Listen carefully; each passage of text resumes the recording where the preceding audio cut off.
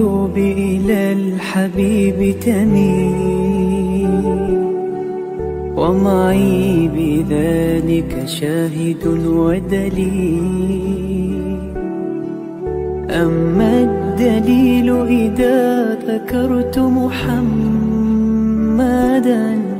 فترى دموع العاشقين تسيل. هذا رسول الله، هذا المصطفى، هذا لرب العالمين خليل. صلى عليك الله يا علم الهدى، ما ناح طير في الغصون يمين. يا حبيبي يا شفيع يا شفيع، يا حبيبي يا شفيع يا شفيع. صلى الله عليك يا حبيب الله.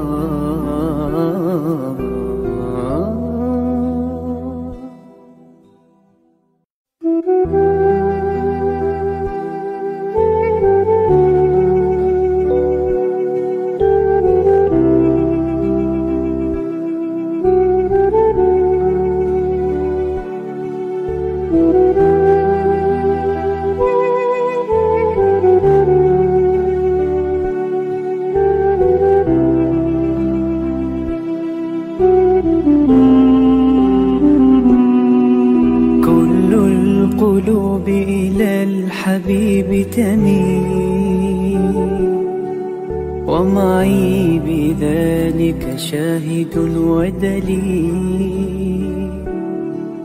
أما الدليل إذا ذكرت محمدا فترى دموع العاشقين تسيل. هذا رسول الله، هذا المصطفى، هذا لرب العالمين خليل. صلى عليك الله يا علم الهدى، ما ناح طير في الغصون يمين. يا حبيبي يا شفيع يا شفيع، يا حبيبي يا شفيع يا شفيع. صلى الله عليك يا حبيب الله.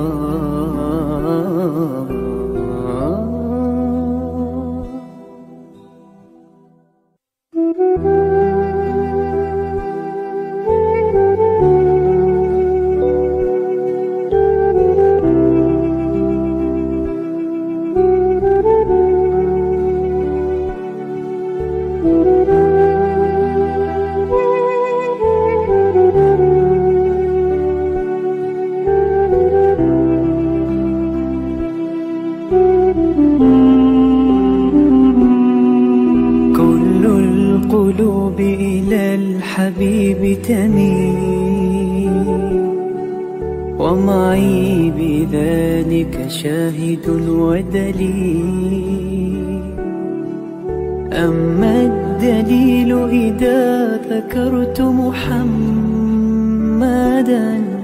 فترى دموع العاشقين تسيل. هذا رسول الله، هذا المصطفى، هذا لرب العالمين خليل. صلى عليك الله يا علم الهدى، ما ناح طير في الغصون يمين. يا حبيبي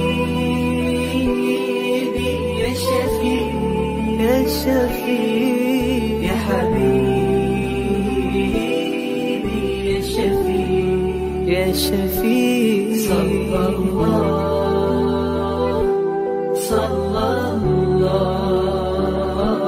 عليك يا حبيب الله.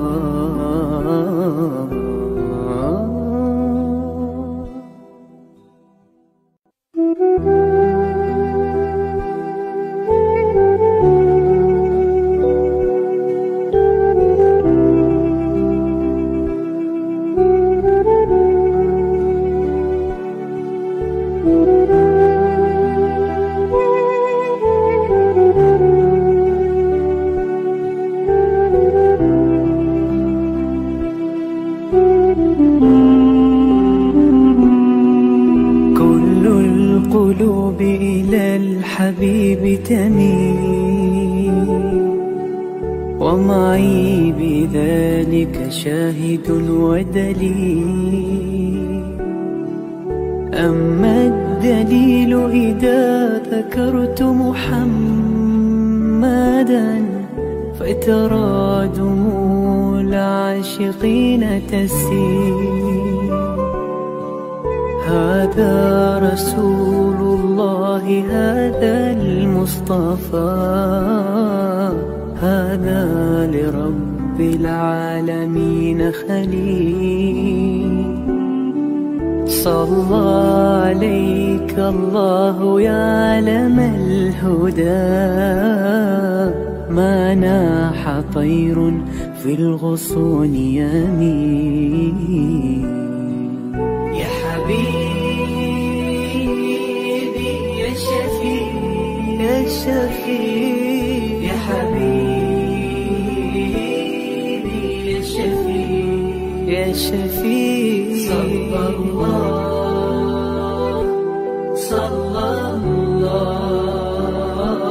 عليك يا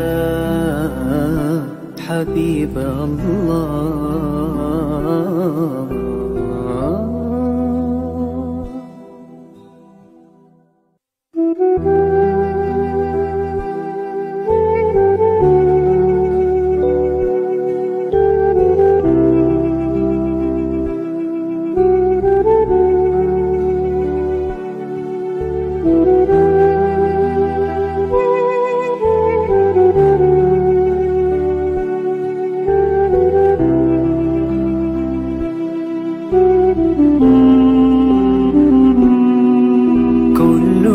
القلوب إلى الحبيب تميل ومعي بذلك شاهد ودليل.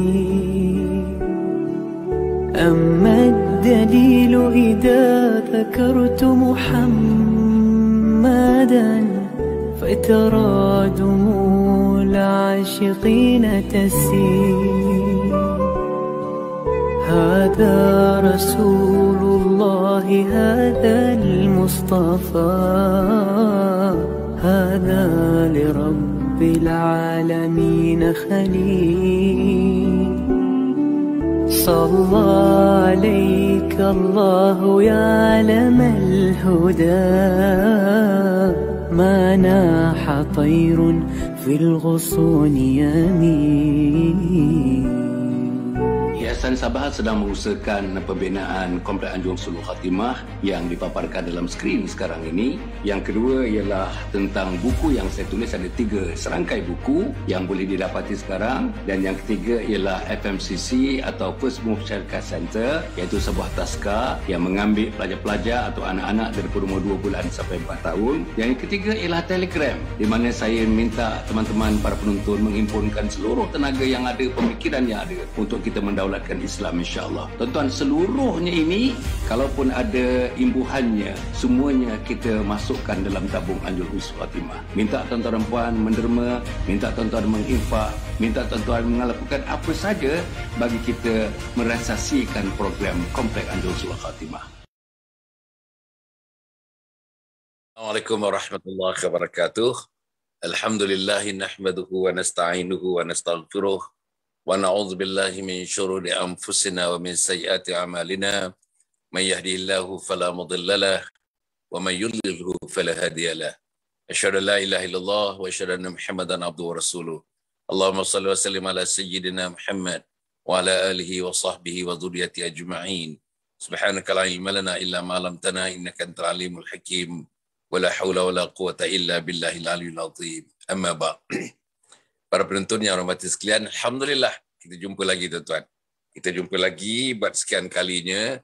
Alhamdulillah hari Sabtu pagi ni tuan-tuan dan puan kita bercuti, anak kita pun bercuti, sekolah belum buka lagi. InsyaAllah tak lama lagi sekolah akan dibuka. Jadi persediaan sudah dibuat, persediaan untuk menghadapi COVID di sekolah pun sudah dibuat. SOP-nya sudah diberitahu. Alhamdulillah, guru-gurunya telah diberitahu, anak muridnya telah diberitahu. Seluruh sistem pendidikannya telah diberitahu, tuan-tuan dan puan sudah maklum mengenai normal baru dalam kita mengendalikan sistem pendidikan dan pembelajaran kita insya-Allah. Apapun kita ucapkan selamat menonton kepada para penonton, tuan-tuan dan puan, dan setiap minggu tuan-tuan menonton insya-Allah. Kita ada sedikit rombakan tuan-tuan dan puan, terutamanya program-program malam. Malam kita rombak kerana asatiza, doktor, profesor yang bersama dengan saya sekarang ni sedang terlibat banyak dalam program-program kuliah maghrib, kuliah duha, kuliah subuh, kuliah selepas isyak, kuliah khusus untuk wanita, remaja dan sebagainya, tuan-tuan dan puan. Sebab itu mereka tidak dapat menghadirkan diri bersama-sama kita dalam program seperti ini kerana meraihkan masjid dan surau yang sudah begitu lama, hampir 2 tahun sebagainya, yang tidak dapat mengadakan kuliah sekarang ini sudah terbuka. Bahkan masjid saya yang dekat dengan saya sekarang ini pun sedang berkuliah subuh pagi di tuan-tuan dan puan.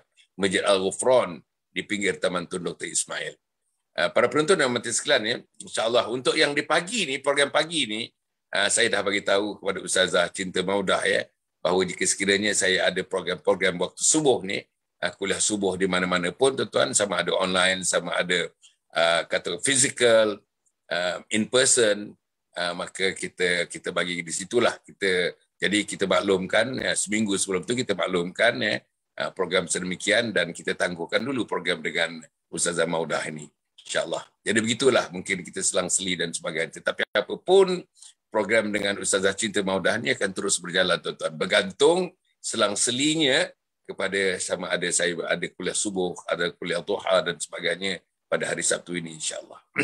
Jadi pagi ini tuan-tuan kita terus bersiaran. Alhamdulillah dengan izin Allah Subhanahu Wa Taala kita dapat bersiaran dah masuk 2 tahun tuan-tuan. 2 tahun dah masuk 2 tahun. Alhamdulillah kita bersyukur pada Allah Subhanahu Wa Taala, orang-orang seperti Ustazah Cinta Maudah dapat bersama dengan kita daripada awal tahun lepas tuan-tuan sampai sekarang ni berterusan bersama dengan kita untuk mengisi program-program dalam konteks kita mendakwahkan agama Allah Subhanahu Wa Taala. Tuan-tuan, tujuan kita tidak 2, tidak 3, tidak 4, tidak 5, satu tujuan kita iaitu kita mendakwahkan agama Allah supaya lebih ramai orang dicakupi oleh agama Allah, dilitupi oleh agama Allah, dilindungi oleh agama Allah, dilingkungi oleh agama Allah yang kita dak tuan-tuan dalam hidup mereka di dunia ini untuk membuat persediaan kembali bertemu dengan Allah dan berada di alam akhirat satu hari nanti insya-Allah. Jadi tuan-tuan, kita ada Ustazah Cinta Maudah bersama kita pagi ini. Assalamualaikum Ustazah. Assalamualaikum Ustazah. Waalaikumsalam warahmatullahi. Apa khabar Datuk? Apa yang banyak sangat? Oh, mikrofon baru kau Ustazah. Masya-Allah. Oh, mikrofon. Ada. Ini di bilik yang di mana ni Ustazah? Bilik mengajar ni. Ni saya punya tempat sikit buat buat pengisian senang belakang ni lah. Office kecil. Masya-Allah. Dalam bilik juga. Kita ajar jadi office. Alhamdulillah. Okey.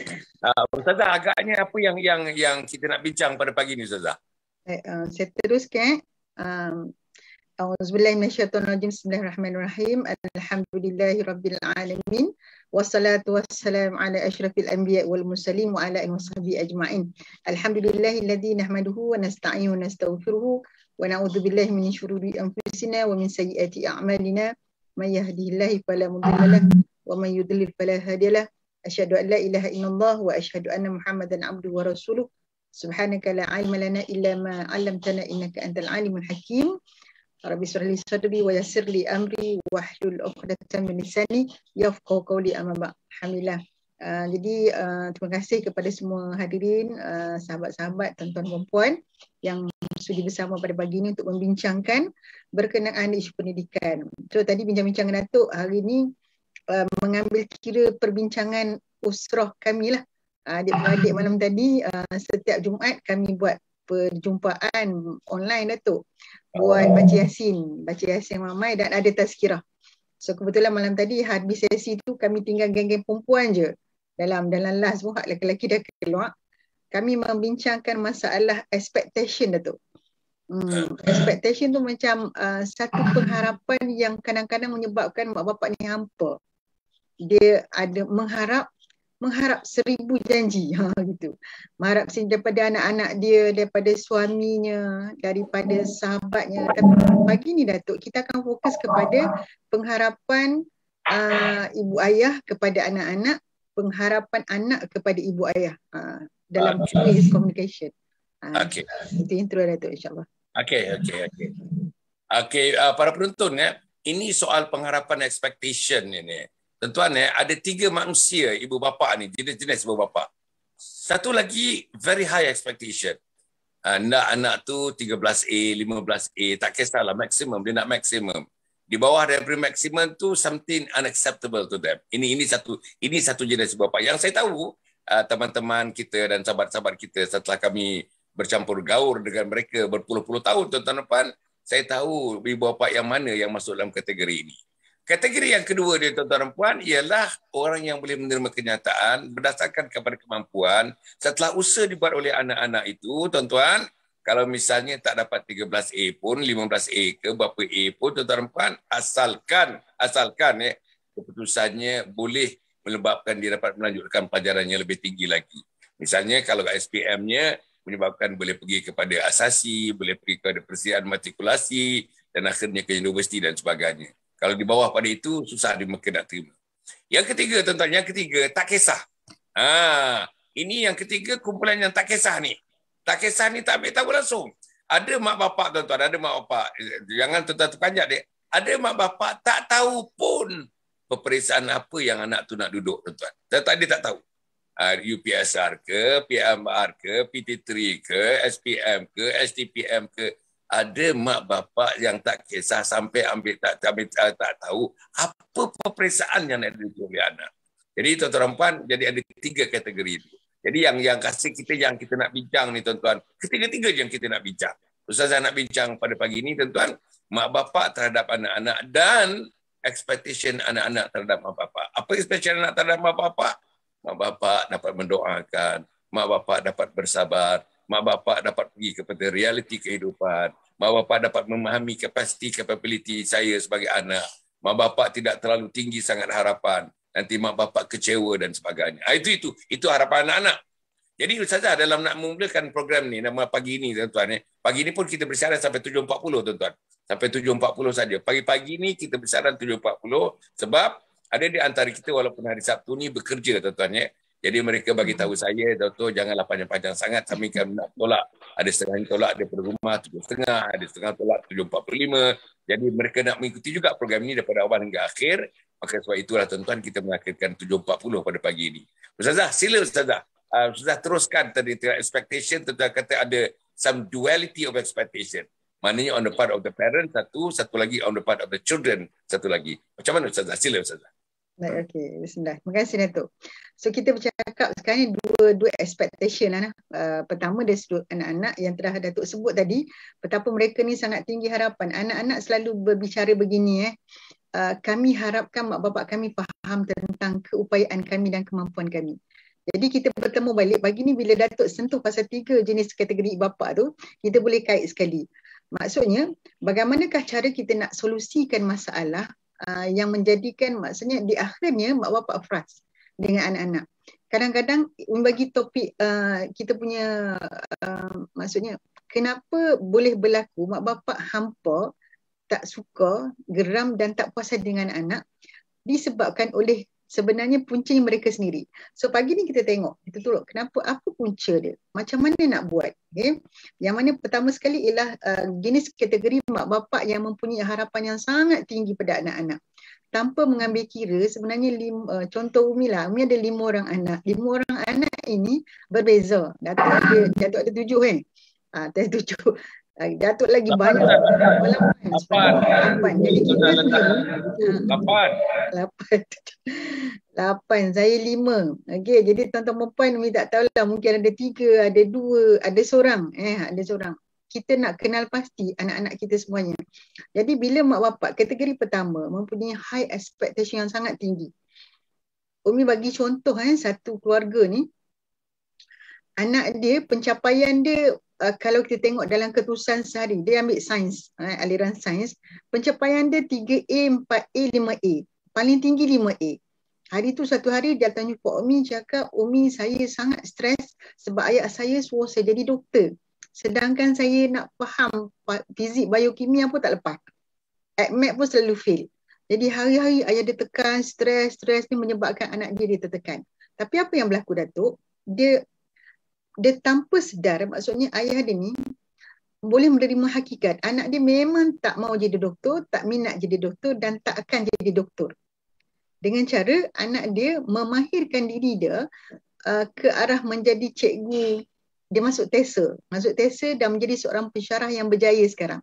Maksudnya, we give, benda tu kita terima, kelebihan anak kita, tak dapat memenuhi apa yang kita nak, tetapi dia bagi apa yang, maksudnya kesempurnaan hidup seorang manusia. Tak ada anak tu jadi. Sebab dalam masa yang sama, di tengah-tengah tu sebenarnya sebab anak itu tahu mencari jalan penyelesaian.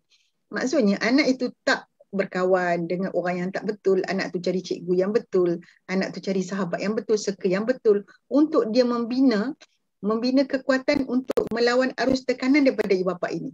Okey, ini jalan terbaiknya. Tetapi apa yang berlaku dan realiti masa sekarang ini, ada yang anak buat macam ni. Okey, tak apalah.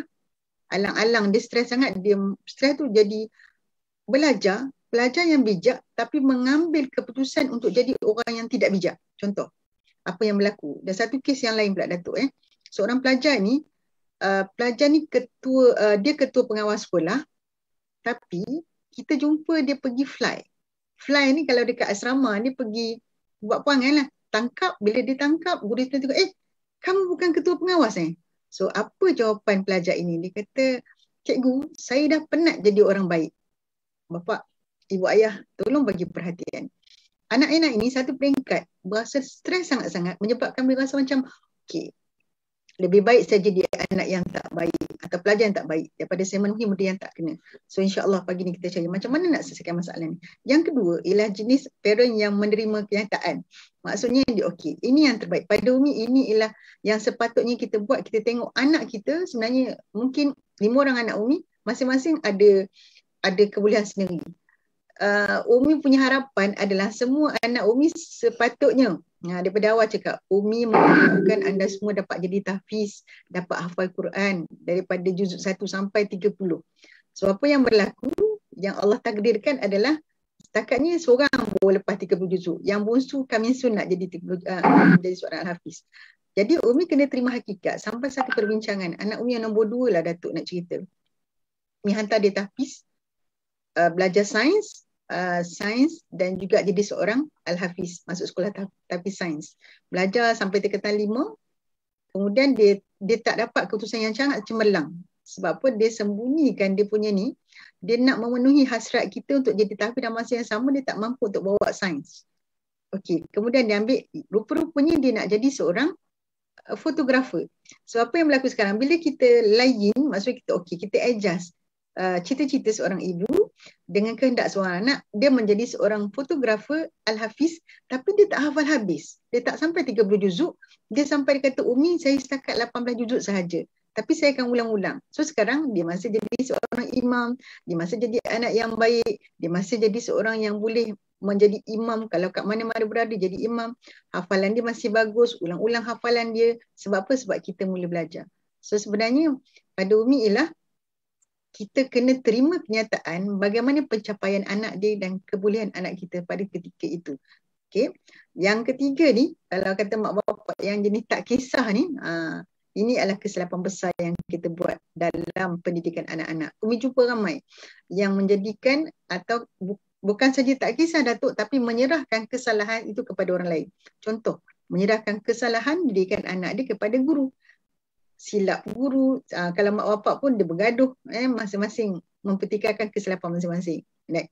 Jadi apa yang kita nak beritahu pada pagi inilah, macam mana kita nak menguruskan harapan ini. Bila kita ada harapan yang terlalu tinggi, jadi pada pagi ni barangkali Datuk, kita hanya menceritakan dua jenis bapa ni saja. Pertama ialah yang harapan sangat tinggi, yang kedua ialah yang boleh menerima kenyataan, which is the best part of parents sebenarnya. Dia selalu cakap ada 5 penyelesaian kot yang boleh kita buat. Pertama sekali, yang paling penting, bila mana kita menghadapi situasi macam ni, sama ada kita ialah anak atau kita adalah parents, kita nak rujuk kepada Al-Quran itu sendiri dalam surah Al-Baqarah 45. Bismillahirrahmanirrahim. Allah pesan pada kita, apabila sahaja menghadapi masalah atau dia punya stuck, bila pengharapan macam lah, harapan ibu macam ni, harapan ayah macam ni, kehendak anak begini. So dia jadi stuck. Bila stuck macam ni, penyelesaian terbaik adalah wasta'inu bis-sabri was-salah. Wa innahu lakabiratun illa 'alal khashi'in. Baik, perhatikan betul-betul apa yang Allah pesan dalam Quran.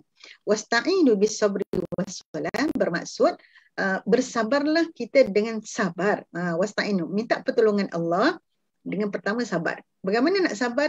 Sabar dengan kerenah manusia yang kita harapkan itu. Isteri sabar dengan suami, suami sabar dengan isteri, mak bapak sabar dengan anak, anak sabar dengan ayah. Kesabaran itu satu benda yang sangat-sangat susah nak buat. Sebab tu Allah kata wa innahu lakabiratun illa 'alal khashiin. Sesungguhnya nak sabar tu susah kecuali pada orang yang khashiin. Balik semula Datuk, kok mana pun ialah pembentukan peraturan, disiplin jiwa, kekuatan jiwa kena balik kepada solat. Jadi kalau kita tidak mendidik anak-anak kita daripada awal, macam Umi dah pesan solat berjemaahnya tak ada, sama-sama solat kita tak cek baca anak-anak dalam solat, ambil mudah tentang solat, apatah lagi kalau anak-anak tak solat, subhanallah. Nak mewujudkan kesabaran menangani mak bapak memang susah. Jadi anak-anak, kesimpulan boleh kita ambil, mak bapak yang tak sabar dengan anak-anak, suami yang tak sabar dengan isteri, harus sebenarnya dia ada masalah dengan solat dia. Kalau solat tu khusyuk, mengharap kepada Allah Subhanahu Wa Taala, dia akan jadi mudah. Mana kita nyambil penyelesaian dia ialah sabar. Iaitu sabar dengan apa saja yang Allah bagi ujian. Sabar anak kita mungkin tak sampai tahap. Contoh matilah anak Umi nombor 2 tadi. Tak dapat, dia kata main sampai 18 juzuk je ni, tak boleh nak pergi dah. Okey, kita sabar. Okey, insya-Allah memandang positif, masih ada yang lebih baik yang nak buat. Dan Allah mentakdirkan begitu. Sebab apa? Yang berada dalam situasi nak hafal Quran tu bukan kita. Dia cakap, Umi tak hafal Quran, Umi tak tahu susah nak hafal Quran. Sebab kan dia kena jiwa dia betul-betul kuat. Jadi kalau dia memang dah set dalam fikiran dia sampai ke 18 juzuk, memang Allah bagi sampai takat tu je. Sebab Umi selalu ingat bahawa Allah sebenarnya pilih orang yang boleh hafal 30 juzuk. Dan itu tak semua orang Allah pilih. Dia pilih awak sampai awak macam anak Umi yang sulung 5 juzuk je. Yang nombor 2 18 juzuk. Tapi pengharapan ibu ini masih lagi mengharap. Jangan berhenti. Ibu-ibu, ayah, walaupun dia kata expectation kita nak anak kita jadi orang yang dapat nombor 1 barangkali dalam akademik. Tapi anak kita tak sampai tahap yang kita nak. Jangan berhenti berdoa sebab kita tak tahu bila Allah nak bagi, nak makbulkan doa itu. So, apa yang kita boleh buat? Yang pertama tadi ialah wasta'in bis-sabri was-salah, dengan sabar, kemudian dengan solat. Solatlah. Di mana ada satu hadis menceritakan sahabat berkata, saya tak ingat nama sahabat tu, Jurais. Tak ingat nama sahabat, tapi dia kata Rasulullah sallallahu alaihi wasallam apabila Rasulullah stuck, dia rusing, dia fikir-fikir, kan Rasulullah pun juga manusia biasa. Sampai satu tahap Rasulullah macam tak boleh nak fikir dah lah. Rasulullah ambil wuduk dan solat. Nampak penyelesaian dia back to solat. Solat kita akan tenang berduduk. Dalam satu daerah keadaan terapi kalau kita ada masalah, tuan-tuan puan, apa yang boleh share kat sini ialah bila kita ada masalah, kadang-kadang kita stuck dalam masalah itu. Kita rasa macam tak boleh nak keluar dah. Apa yang kita boleh buat, tenangkan diri kejap. Lepas tu kita, apa yang Umi ajarlah selalu pada ibu-ibu ni, cuba kita keluar daripada diri kita. Lepas tu kita berada atas bukit, kita melihat diri kita yang masih mengendalikan masalah itu. Dan kita akan nampak betapa bodohnya kita ambil tindakan. Contoh, kita marah anak kita pukul anak kita mensia-siakan harapan dia kepada kita. Menyebabkan berlaku banyak masalah selepas itu. Cuba kita tengok balik, kalau kita cuba duduk kat luar, kadang-kadang tuan-tuan puan perasan tak? Kita selalu sebut orang, sabar, sabarlah, sabarlah. Tapi bila masalah itu dapat dekat kita, Datuk, oh dia tak sabar. Kita senang memujuk orang untuk sabar. Sebenarnya bila masalah tu sampai dekat dia, dia yang ya Allah overestimate, dia yang berlebih. Umi pernah jumpa dengan seorang sahabat lah, seorang ustazah lah. Dia selalu bagi nasihat pada kawan dia ni dimadukan oleh suami dia lah. So dia cakap apa, sabar insyaAllah, tak apa, terimalah sikit-sikit. Tiba-tiba satu hari suami dia pula yang bermadukan dia. Oh, dia melompat pergi serang bini dia. Nampak, dia kata saya, lepas tu beritahu kat Umi balik. Dia kata, Umi, masa saya bagi nasihat kat orang tu, saya rasa macam senang je nak kendalikan perasaan dia. Tapi bila saya ada masalah tu, memang saya tak boleh nak sabar. Subhanallah. Memang kalau nak cakap sabar tu mudah. Tetapi dia bukan satu benda yang realitinya sebenarnya susah untuk kita buat. Begitu juga dengan solat. Berapa ramai sekarang ni orang ada masalah ambil wuduk dan solat. Sedangkan kita ada penyelesaian dia. Kalau ada masalah, katakanlah kita nak marah ke anak kita. Masa daripada kita berdiri, kita duduk. Sana duduk sekejap. Tarik nafas. Lepas tu duduk rasa tak tenang juga, pergi ambil wuduk. Tak tenang juga, kita tidur. Ataupun kita solat. Solat. Ada step-step dia kan. Berapa ramai kalangan kita yang ambil penyelesaian macam ni? Selain ramai daripada kita ialah terus menghamburkan kemarahan. Terasa tak puas hati, cakap. Sebab sebenarnya sahabat, tuan-tuan perempuan, kalau kita bercakap, mengeluarkan kemarahan tanpa kita fikir, selalu Umi bagi nasihat macam ni. Cuba kita rakam balik apa yang kita cakap masa kita marah. Kita pun tak sanggup nak dengar. Ayah sampai ada selalu peringkat, dia kata, anak tak guna. Anak pun boleh cakap kat mak, mak aku menyesal ada mak macam ni. Dia tengok balik video dia, dia akan rasa, aku yang cakap tu. Sebab kadang-kadang bila kita tengah marah, kita tak boleh nak tapis apa yang kita cakap. Sebab tu dalam Islam, kita sabar. Sabar dan solat. Jadi kalau cantik, kita boleh settle macam ni. Baik, yang pertama. Ada 4 lagi. Saya boleh teruskan? Terus. Okay. Itu penyelesaian dari sudut Islam. Yang kedua, kita boleh ambil macam ni. Let it go. Maksudnya let it go, ada masalah. Kadang-kadang orang ni, dia rasa bila dia telah melakukan satu kesilapan atau satu benda yang ekspektasi tinggi dan harapan dia musnah, dia tenggelam dalam kekecewaan. Ada ramai jumpa Umi, muka sugul. Dia kata, Umi, saya peraslah Umi dengan suami saya. Saya harapkan suami saya begini dan begini. Rupanya lepas kahwin, begini dan begini. Apa yang berlaku? Rasa kecewa tu, kalau dia duduk dalam kerompong kecewa itu, menyebabkan dia rasa macam, aku tak bahagia, aku tak puas hati. Bila perasaan itu menghantui kita, akan membentuk negatif di dalam jiwa kita, hak lain akan jadi lemah. Perasan tak orang yang kecewa di jalan macam mana? Dia tak jalan macam Nabi jalan, jalan dengan cergas tak. Kalau pergi sekolah pun, katakanlah dia cikgu, kita tengok dia cikgu, dia kecewa dengan pelajar dia kecewa dengan anak dia, barangkali baru bergaduh dengan suami dia. Masuk ke sekolah, kelas, dia akan marah kat student dia, berjalan pelan-pelan. Dia bawa watak orang yang kecewa. This is not good. Benda yang tak bagus, sebab kita akan merosakkan satu hari. Contoh yang paling mudah, sebab Umi cikgu, sekolah pun tak lama lagi nak buka kan. Contoh cikgu lah. Cikgu ni dah bersiap lah ni. Contoh Umi dah bersiap daripada malam tadi, PowerPoint, everything semua. Mengharapkan anak-anak murid kita, mungkin ada 22 orang, semua akan buka online. Semua akan masuk kelas. Bila buka, okey. Assalamualaikum. Buka Google Meet, tengok-tengok yang masuk kelas 5 orang. Telefon, hak lain tak masuk. Jadi cikgu tu menyampaikan pengajian kelas dengan hadirnya 5 orang dalam keadaan yang sugul. Saya kecewa sebab ramai kawan-kawan tak masuk. Jadi cerita dia berkaitan dengan kekecewaan dia. So, apa yang berlaku? Apa jadi pada anak 5 orang yang masuk kelas? Mereka juga ada expectation dia, harapan. Dia pun masuk kelas, dia pun harapkan cikgu boleh mengajar. Faham tak maksud Umi? Maksudnya cikgu tu, bila ada 5 orang, dia tarik nafas. Allahumma salli ala Muhammad. 5 orang inilah Allah hantar untuk kita masuk kelas kita pada hari ini. So, sampaikan dengan cara yang terbaik. Begitu juga dengan kat sekolah. Itu kalau online. Kalau offline pula, cikgu-cikgu masuk ni dengan buku semangat masuk dalam kelas, pelajar-pelajar tak angkat tangan, pelajar tak faham, mengecewakan dia. Bila kita ada macam ni, cikgu-cikgu dia akan ada rasa frustnya mengajar, tak bestnya mengajar. Sedangkan benda tu dia boleh tukar. Jadi bila kita balik kepada rumah tangga balik, mak yang kecewa dengan pencapaian anak-anak, tengok keputusan, banyak ni je kau dapat. Duk baca selama ni, banyak ni je ke? Sebab tu misalnya cakap, anak yang kadang-kadang bila kita jumpa dalam program kecemerlangan anak-anak, anak dia sebelum tu admit dia dapat 5/100. Bila datang ke jumpa kita, mak bapak, anak dia mencapai daripada 5 dapat 15/100. Tapi mak bapak masih lagi duduk dengan muka yang sugul. Kenapa ni Umi, anak saya tak lulus lagi admit ni? Duduk 15, kenapa tak dapat 40? Kenapa tak dapat? Anak tu pun tengok kat mak dia. So, kalau anak jadi menjawab, dia cakap apa Datuk? Mak tahu tak admit tu payah? Dia mengaji dia cikgu, ada mula bergaduh depan cikgu. Nampak? Dia tak faham. So, pergi kepada yang ketiga. So, let it go. Ibu ayah, let it go. Maksudnya, biarlah. Yang lepas tu lepas lah orang cakap kan. Tapi kita hadapi. Yang belakang tu tak apa. Kita ambil pengajaran. Apa yang ada, apa yang kita kena buat hari ini dan akan datang. Allah masih memberi harapan kepada kita.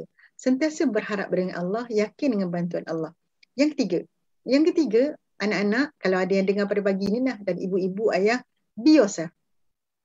Kita tak boleh jadi orang lain. Walaupun ada lagu tu kata, ada satu lagu tu, kalau Datuk biasa dengan yang la nahtajul mala, kan ada satu lagu Arab tu kan, dia kata kita ni selalu mengharapkan kita jadi macam orang lain. Malam tadi juga saya nasihat kepada wanita dalam keluarga, saya kata kita jangan berangan untuk mendapatkan suami yang bukan dia.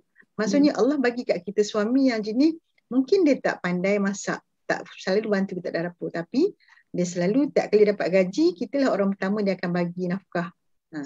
Ada suami yang jenis, bila kita sakit, dia tak adalah urut-urut badan kita, tetapi dia selalu duduk dengan kita baca surat khabar.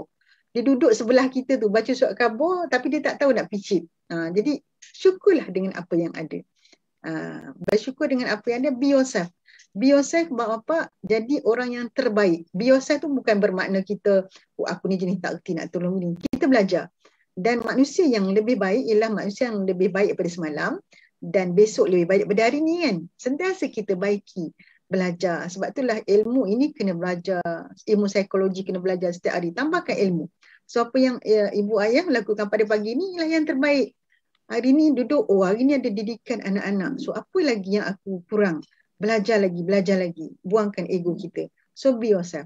Sebab pada umumnya memang diri kita ialah yang terbaik yang Allah ciptakan untuk kita. Sebab kita nak masuk syurga. So kita tahu, kalau kita tak laksanakan tanggungjawab kita sebagai seorang ibu ayah, macam mana nak masuk syurga? Kan? Kalau kita sebagai seorang anak, jadi anak derhaka, macam mana nak masuk syurga? So orang yang hebat ialah orang yang sentiasa baki diri sendiri, tapi be yourself. Kadang-kadang kita tak boleh jadi orang yang lain yang nak pada kita. Pun terus terang. Baik. Yang ketiga ialah kita nak fokus kepada kebaikan dia. Ibu ayah, anak-anak, mana dalam keluarga. Setiap orang lahir dengan kelemahan dan kebaikan. Fokus pada kebaikan dia dan kita kembangkan kebaikan itu. Contoh, suami saya ni ialah dia seorang yang dia tak suka sangat duduk pegang cangkul berkebun. Umi tu favorite Umi lah, pergi berkebun, tengok-tengok pokok. Tetapi kita nak high expectation. Kalau boleh kita naklah suami kita pegang cangkul sekali, macam dalam TV kan, dalam media tu bercangkul sama-sama. Macam mana suami orang lain boleh buat macam tu, abang tak boleh. Tetapi dia boleh pergi tengok pokok saya dan pegang-pegang cakap, cantiknya bunga Umi tanam. Cukuplah. Cantiknya, pokok ni dah ni, dia pergi tengok, dia pantau. Dia tak buat tapi dia pantau dan dia tengok dan dia puji. Sebab kita terima seadanya. Itu jadi, kalau kita melihat dan mendalami atau kita duk feel dalam keadaan dia tak macam ni, maka kita akan rasa frah. Tapi kalau kita kata, dia dah tengok bunga aku pagi ni, kita kembangkan kebaikan itu, dia akan jadi rasa kesyukuran yang sangat. Subhanallah. Apa pun selalu pesan macam ni, kita jangan tanya apa yang awak patut buat. Kena tanya apa yang aku patut buat dalam memastikan rumah tangga atau keluarga kita dalam keadaan yang baik. Yang keempat, masa pun dah 7:30 dah tu. Yang keempat ni macam inilah. Setiap pada kita mestilah berperanan menceriakan kehidupan keluarga. Walaupun harapan kita hancur, tapi mainkan peranan kita bagi life ni satu konsep yang orang putih katalah, be with them. Apa pun masalah mereka hadapi, duduk dengan mereka. So Umi selalu Umi akan berada dengan anak-anak. Macam pagi ni kan, bila kita duduk selalu, dia akan buat, dia kata the more you give, the more you get back. Kita dah biasa ajar anak-anak buat jadual. Jadi pagi ni dah dengar kelentang-kelentang dah kat dapur tu. Yang anak yang ditugaskan pada Umi untuk sarapan, dia dah buat sarapan, tak tahu sarapan apa. Nanti lepas habis program siap. Maksudnya lepas pada tu, be with them. Bila kita ada tu, kita puji mereka, bagikan penghargaan, walaupun benda dia buat tu sikit je. Mak bapak kadang-kadang dia nampak macam buat tu je ke? Nampak. Kita tidak belajar untuk menghargai. Dan di part ni saya suka tengok orang putih kan. Datuk selalu cerita kat London. Orang putih bahagian ni memang dia cukup bagus, menghargai. Wah, terima kasih. Wah, cantiknya. Wah, perkataan wah tu, ibu-ibu, ayah-ayah, kalau kita bagi ke anak-anak, dia rasa macam, bestnya. Lepas tu kalau suami, tiba-tiba bini dia hari ni pakai tudung lain sikit kan. Adalah sebelum ni dia pakai tudung biasa, hari ni dia pakai lah tudung dia buru sikit. Wah, cantiknya awak hari ni. Bini pun rasa macam, the simple thing. Benda tu dalam keluarga kena buat. Dan dah habis dah 5. So itulah 5 cara bagaimana kita nak menangani rasa expectation dan juga nak kembalikan rasa kekecewaan kita dengan gantikan dengan kepercayaan pada diri. 5 perkara kita boleh buat, very simple. Tak buat lagi, cuba buat dan kita akan nampak kesan insya-Allah. Okey. Betul lah. Saya nak kita dalam masa tinggal beberapa minit ni saja lagi. Ustazah, mak bapak ni, terutama mak bapak yang zaman kehidupan moden sekarang ni, dia menghadapi 2 tekanan. Satu tekanan dengan anak-anak yang tidak perform. Macam yang kita dah sebutkan tadi lah. Sama ada bapak tu masuk dalam type 2, type 1, type 2 atau type 3 tu. Type 3 kita tak bincang-bincang. Satu lagi, mak bapak menghadapi tekanan dalam perkelilingan dia. Maknanya dunia sudah menjadi dunia very competitive. Competition, ya. Jadi kalau anak kita tidak dapat hidup dalam competition itu, anak kita dah nampak, bayangkan di mana letaknya anak kita nanti 10 tahun, 20 tahun akan datang. Okey, di negara jiran yang saya ada bagi program dengan negara jiran ni, kalau anak dia tak boleh membaca, berumur 3-4 tahun tak boleh membaca, risau dia, sangat-sangat risau dia. Bahkan dia akan luahkan kerisauannya kepada kita dan menangis-nangis kadang-kadang. 4 tahun tak boleh membaca. Sedangkan kepada masyarakat dia, kawan-kawan dia, teman-teman yang lain bangsa ni sudah boleh membaca dengan baik. Jadi dalam suasana yang competition macam itu yang menyeksa ayah-ayah kadang-kadang. Sebab itu competition itu, pressure daripada luar itu, dibuat oleh mak bapak, dikumpulkannya, di-pressurekan anak dia. Jadi dia dah jadi cyclical, Ustazah. Dia dah jadi macam itu, ya, berkait antara satu dengan lain. Macam mana, Ustazah? Situasi ni, back kepada ni lah.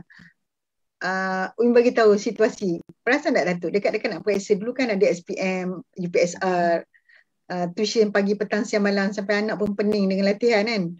Lepas tu dengan PMR. Sebab apa? Ada banding-banding. Banding-banding dari sudut langkah kekeluargaan. The most, yang pertama sekali balik kepada kita ni macam Mi cakap tadi lah, kita menerima seadanya. Tetapi jangan jadi macam parent ketiga pula. Terima seadanya, tak apalah, dia tu tak boleh belajar, tak apalah. Tak. Kita kena bagi tahu dia tentang kehidupan. Semalam ada Mi sebut dengan anak-anak. Dalam kami ada tazkirah. Kata anak-anak, memang kata sekarang ni ada orang, duit tu kita bukan mata duitan. Maksudnya tak kisahlah, duit tak kisah. Tetapi tak ada duit tak boleh buat apa-apa. So awak mesti fikir macam mana cara untuk menguruskan duit, simpan duit, cari duit. So dalam masa sekarang ni, walaupun peringkat ni, sebab apa? Pressure sekeliling, kehendak sekeliling. Kita tak boleh nak abai terus, Datuk. Dan masa yang sama, kata-kata ada pertandingan. Ada competition dari kalangan ahli keluarga tentang keputusan akademik. Anak kau dapat berapa, anak aku dapat 5A, sepupu ni dapat 8. Kita kena bagi anak kita berusaha. Di sini kita tanamkan dekat anak-anak ni, usaha terus, kemudian tawakal. Bab tawakal tu yang tak ada tu. Terlepas tawakal, kita reda dengan keputusan. Tapi usaha jangan tinggal. Contoh, yang paling mudah, kita nak semayang subuh berjemaah, kalau macam buat tak kisah, anak-anak kita tak akan berusaha untuk semayang. Betul Anak kita tak akan berusaha untuk bangun awal, bunyi azan, terus bangun. Tak. Sebab kita tak push. Ada satu benda, ada setempat perkara yang kena kita tegas. kita kena push supaya benda ni dia jadi macam dah jadi satu kelaziman. Bunyi azan kena bangun. Bunyi azan Zuhur tengah main PUBG kena berhenti. Malam tadi bincang juga Datuk. Dunia zaman sekarang kan dunia PUBG, anak-anak main game semua kan. Tapi kata boleh nak main game tak apa, hadkan masa, tapi bila dengar suara azan kena stop. Kalau anak-anak tak boleh stop, Umi tak bagi main game. Maksudnya suasana persekitaran kita mengajar anak ini bila dia rasa macam dia dah cuba, dia dah buat, dia dah belajar bersungguh-sungguh, contoh macam SPM kan, SPM, STPM, dia dah pulun dah. Tetapi akhirnya Allah bagi keputusan dia begini. Dia expect, contoh ada seorang student Umi memang dia target 4 flat. Cikgu-cikgu semua harap dapat 4 flat dalam STPM. Dia seorang pelajar yang bagus, hebat kurikulum. Sampai dapat keputusan dia dapat 3.95. Orang dah syok dah kan dapat tinggi, tetapi dia kecewa. Kecewa dia sampai dia nangis. Sebab apa? Sebab cikgu sebut dia dapat 4 flat. Di sini datanglah mak ayah dia. Mak ayah kata tak apa.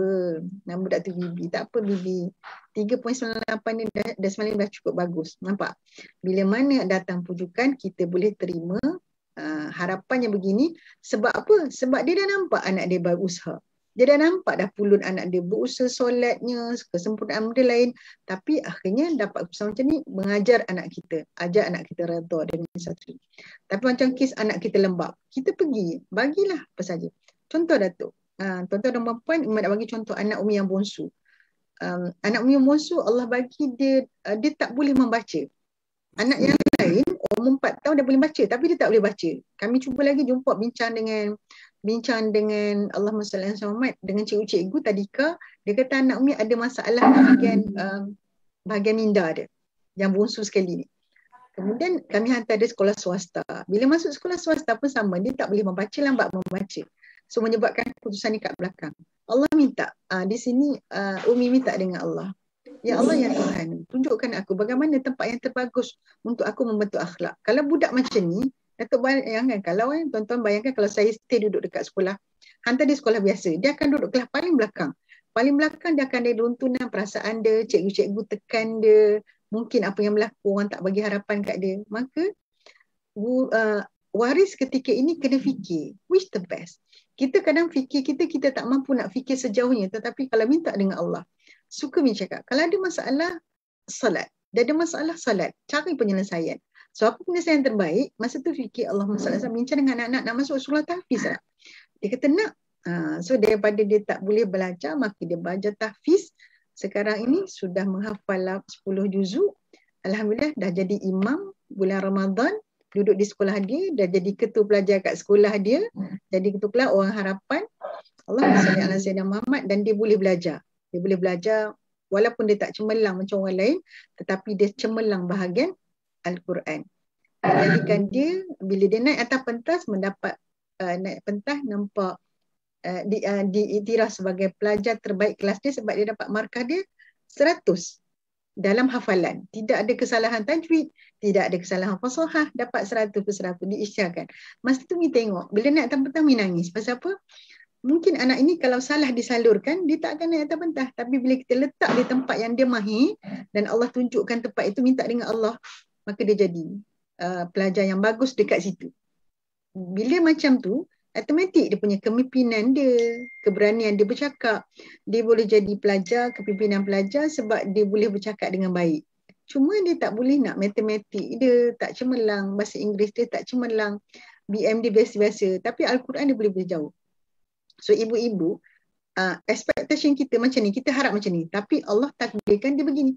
Dalam keluarga Umi sendiri pun Allah uji macam-macam. Datuk, maksudnya yang anak bongsu dia Allah uji begitu. So kita terima dia. Pujuk belakang dia cakap, adik tak apa dik. InsyaAllah yang penting pada kita ialah kita jadi orang yang boleh memberi manfaat kepada orang lain. Khairun nas anfa'uhum linnas. So bila balik kampung, abang-abang yang tahfiz pun tak berani jadi imam kat masjid sini. Jadi bila orang tu ajak, anak Umi nak jadi imam, so saya akan bagi anak yang bongsu, tanya dia, adik jadi imam boleh? So pada bulan Ramadan ni, bila pergi semayang, dia jadi imam kepada barisan orang-orang tua. Maksudnya dia dah boleh kembang. Anak kita sebenarnya hebat dalam tempat dia. Okay? Contoh macam inilah. Ikan hebat berenang, monyet hebat dan sudah dia panjat pokok kan. So monyet tak boleh berenang, ikan juga tak boleh panjat pokok. Kalau mahu faham kat sini, setiap anak kita ada kelebihan dia. High expectation dan semua benda. kita kena tahu dan kita yang kenal anak kita. Kita yang tahu kelebihan dia. Kembangkan dia dari sudut kemahiran dia, bangkitkan semangat dia jadi orang yang terbaik untuk manusia, insya-Allah. Okay, Datuk. Alhamdulillah. Para penonton yang hormati sekalian, jam saya sudah menunjukkan 7.40 sekarang ni. Macam saya bagi tahu di awal-awal, kita akan akhirkan 7.40 tuan-tuan dan puan. Setiap titisan embun pagi ni, program pagi ni tuan-tuan, kita bersiaran 40 minit tuan-tuan. Sepanjang-panjangnya 45 minit sebab kita dapat feedback daripada para penonton minta diawalkan sedikit penamatannya supaya mereka dapat pergi bekerja dan sebagainya. Sekarang dah buka tuan-tuan, office, kebanyakan office dah buka. Saya nak katakan jalan raya sekarang penuh dengan kereta. Ada sahabat saya tuan-tuan dan puan, kita nak ada mesyuarat daripada Bangi ke Kuala Lumpur ni. Bangi Kuala Lumpur ni ambil masa 2 jam setengah tuan-tuan. Ini 3 hari yang lepas. Daripada Bangi ke Kuala Lumpur tak berapa jauh tuan-tuan, tapi 2 jam setengah. Maknanya trafik kenderaan sudah begitu banyak di jalan raya, menunjukkan bahawa kilang office sama ada swasta kerajaan telah dibuka, hampir dibuka dengan sepenuhnya. Masjid dan surau pun kalau di wilayah ni tuan-tuan dan puan, kalau sembahyang Jumaat, kemarin sembahyang Jumaat saya bagi tazkirah di salah satu masjid di sini tuan-tuan dan puan, tazkirah Jumaat. Kita tengok nampaknya sampai di luar lah. Dalam keadaan SOP masih dapat dikekalkan, tapi mereka sembahyang sampai di luar. Sampai di serambi-serambi masjid pun penuh dengan orang tuan-tuan dan puan. InsyaAllah itu sudah satu pertandingan yang baik dan kuliah-kuliah sudah bermula. Macam masjid dekat rumah saya ni, pagi ini sudah mula dengan kuliah subuh dan sebagainya. Alhamdulillah. Jadi mereka meminta supaya program kita ni, mereka tak mau tinggal program kita ni tuan-tuan dan puan. Tapi kalau kita dapat accommodate dengan keperluan mereka menjaga masa dan sebagainya, insyaAllah kita akan lakukan begitu. Terima kasih kepada Ustazah Cinta Maudah tuan-tuan dan puan yang bersama dengan kita. InsyaAllah kalau ada perubahan tuan-tuan, kalau ada perubahan kita akan bagi tahu lebih awal tuan-tuan. Lebih awal kita akan bagi tahu. Sama ada melalui announcement macam ni, melalui poster dan sebagainya, insyaAllah. Apapun tuan-tuan dan puan, apapun insyaAllah. Saya harap sangat tuan-tuan, saya harap sangat oleh kerana keadaan sekarang sudah nak balik kepada normal, nampak nak balik kepada normal. Mana kita normalkan minda kita, kita normalkan hati kita, kita normalkan pergerakan kita normalkan azam kita tuan-tuan dan puan untuk menjadi manusia muslim yang lebih baik, manusia mukmin yang lebih baik. Lebih baik macam mana yang Ustazah sebut tuan-tuan dan puan? Lebih baik insya-Allah kita dapat menangani keadaan. Kita always on the top of problem. Problem ada, kita on the top of the problem. Kita always at the top of the problem. Jangan kita di bawah masalah, jangan kita tenggelam dengan masalah. Kita sebenarnya berada di tempat yang tinggi, melihat masalah itu di tempat yang rendah. Jadi kita dapat melihat, kita dapat size up, size down, and size up and size down. Problem di depan kita itu. Maka kita akan mencari jawapannya. Allah akan tunjukkan jawapannya kepada kita. Dengan kita berusaha tuan-tuan dan puan, macam nasihat daripada Ustazah tadi, faiza azamta fatawakkal 'ala Allah. Berusahalah, carilah jalan. Hormatilah anak-anak, mak bapak pun dihormati oleh anak-anak. Kita hormati kebolehan dan kemampuan anak-anak kita. Pada masa yang sama tuan-tuan, setelah usaha dibuat dengan semaksimum mungkin, maka bertawakallah kepada Allah Subhanahu Wa Taala. Itu nasihat daripada Ustazah tadi. Cukup setakat itu. Para penonton dan tulisan, jangan lupa tuan-tuan mendermalah kepada Komplek Anjung Husnul Khatimah. Kita punya sijil wakaf tuan-tuan, sijil wakaf tunai RM10, RM50 dan RM100. Dan tuan-tuan dan puan, pergilah kepada kita punya media sosial. Hampir semua media sosial. YouTube tuan-tuan, tetap pergi kepada YouTube kita. Tuan-tuan pergi pada Instagram kita. Tuan-tuan pergi kepada Facebook ini tuan-tuan, yang Facebook yang sekarang ni tuan-tuan dan puan. Dan tuan-tuan pergi pada Telegram. Tuan-tuan boleh pergi kepada kita punya TikTok. InsyaAllah selepas ini, jam 9 live tuan-tuan. Dalam TikTok saya satu hari 5 kali tuan-tuan. Live jam 9, selepas itu 1 jam, selepas itu video 2 minit setengah, 2 minit setengah. Pukul 5:30 petang tuan-tuan dan puan, live lagi tuan-tuan dan puan. Dan malam sebelum tidur kita ada satu video lagi nak ditayangkan. Pagi tadi ni 7:30 ni sudah ada video. Tadi sebelum kita bersiaran ni 7:30 dalam TikTok sudah ada video saya tuan-tuan ditayangkan di TikTok. Video itu namanya tuan-tuan yang pagi ni saya dah rakamkan 50 rakaman tuan-tuan dan puan 2 minit setengah, tajuknya sifat anak derhaka. Sifat anak derhaka insya-Allah. Jadi tuan-tuan dan puan saya harap tuan-tuan pergilah kepada YouTube kita, pergilah kepada Instagram kita, pergilah kepada Twitter kita, pergilah kepada Facebook, pergilah kepada Telegram dan juga TikTok insya-Allah tuan-tuan dan puan Dan begitu juga ustazah pun, tuan-tuan dan ustazah pun ada semua. Akaun-akaun ni sebagian besarnya ustazah Cerita Maudah pun ada. TikTok ustazah ada, tuan-tuan Instagram pun dia ada, Facebook pun dia ada dan sebagainya. Tuan-tuan pergilah, layari tuan-tuan. Saya yakin tuan-tuan tengok cara ustazah tuan-tuan. Ini dia masalah, ini contoh. Ini masalah, ini contoh. Dan contoh itu, contoh student dia, contoh parent yang datang berjumpa dengan dia. Dan contoh-contoh itu ada kaitan langsung dengan kita. Tuan-tuan nak terima atau tidak menerima, tuan-tuan jangan ego, tuan-tuan nampak apa contoh-contoh itu sebenarnya ustazah tu seolah-olah menunjukkan jarinya kepada kita. Kamu Hasan, kamu Hasan, kamu Hasan, kamu Hasan. Kita terimalah. Kita terima tuan-tuan. Kita terimalah maknanya realiti itu. Kenyataan itu insya-Allah. Cukup cakap itu tuan-tuan ya. Aku qouli hadza wa astaghfirullahalazim li wa lakum wa lisairil muslimin wal muslimat innahu wal ghafurur rahim. Wassalamualaikum warahmatullahi wabarakatuh. Yayasan Sabahat sedang mengusahakan pembinaan Komplek Anjung Suluh Khatimah yang dipaparkan dalam skrin sekarang ini. Yang kedua ialah tentang buku yang saya tulis, ada 3 serangkai buku yang boleh didapati sekarang. Dan yang ketiga ialah FMCC atau First Move Childcare Center, iaitu sebuah taska yang mengambil pelajar-pelajar atau anak-anak daripada umur 2 bulan sampai 4 tahun. Yang ketiga ialah Telegram, di mana saya minta teman-teman para penonton menghimpunkan seluruh tenaga yang ada, pemikiran yang ada untuk kita mendaulatkan Islam insya-Allah. Tuan-tuan, seluruhnya ini kalaupun ada imbuhannya, semuanya kita masukkan dalam tabung Anjung Suluh Khatimah. Minta tuan-tuan dan puan menderma, minta tuan-tuan menginfak, minta tuan-tuan melakukan apa saja bagi kita merealisasikan program Komplek Anjung Suluh Khatimah.